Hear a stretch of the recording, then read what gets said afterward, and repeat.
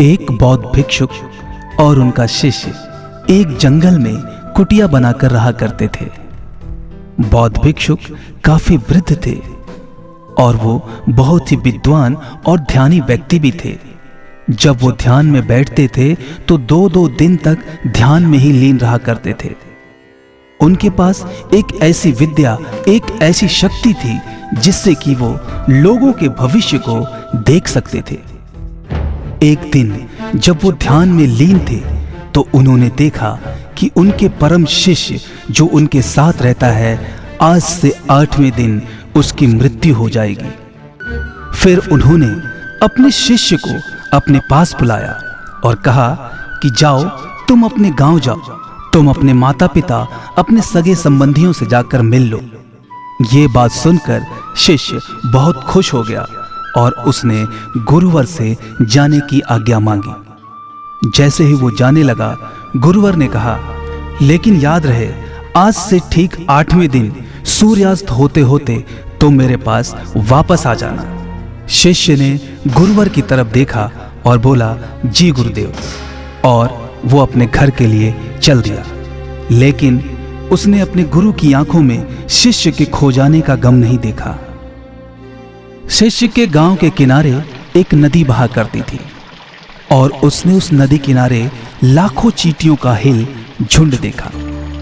उसने देखा कई चींटियां हिल के अंदर आ रही हैं और कई चींटियां हिल के बाहर जा रही हैं और कुछ चींटियां आपस में टकराकर अपनी राह को बदल दे रही हैं। ये देख उसे बहुत आनंद आ रहा था और वो उसको काफी देर तक देखता रहा।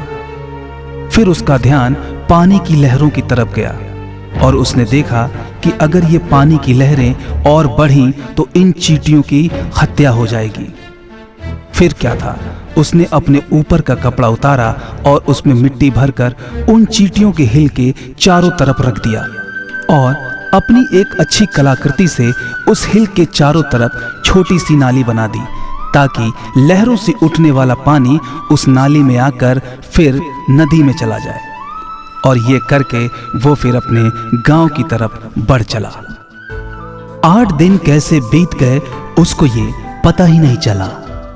8वें दिन उसे याद आया कि गुरुवर ने कहा था कि सूर्यास्त होते होते वो अपने आश्रम वापस आ जाए।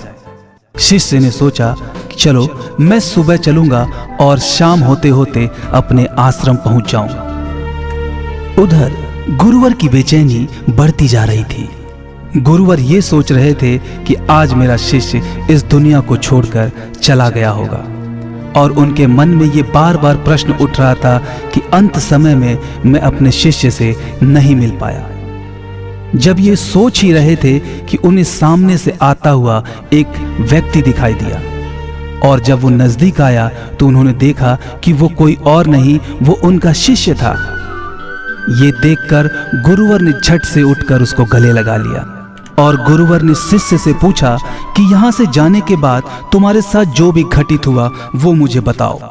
शिष्य ने वो चींटियों वाली बात सारी गुरुवर को बताई और गुरुवर को ये समझते देर नहीं लगी कि इसकी जान उन लाखों चींटियों की जान बचाने के कारण ही बची है। और गुरुवर के मुख से ये निकल गया कि कर्मा लौट कर आता है। शिष्य को ये बात समझ में नहीं आ रही।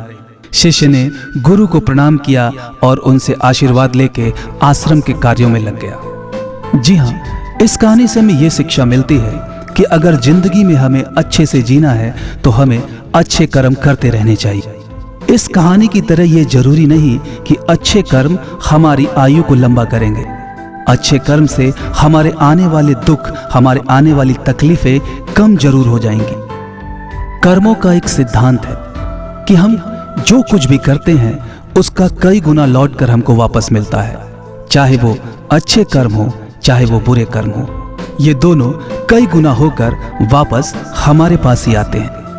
कर्म करने के लिए ये जरूरी नहीं कि हमारे पास पैसा ही होना चाहिए और किसी की जान बचाना ही कर्म। जैसे किसी दुखी आदमी के दुख को कम करना या किसी असहाय आदमी को प्रेरित करना भी कर्म है।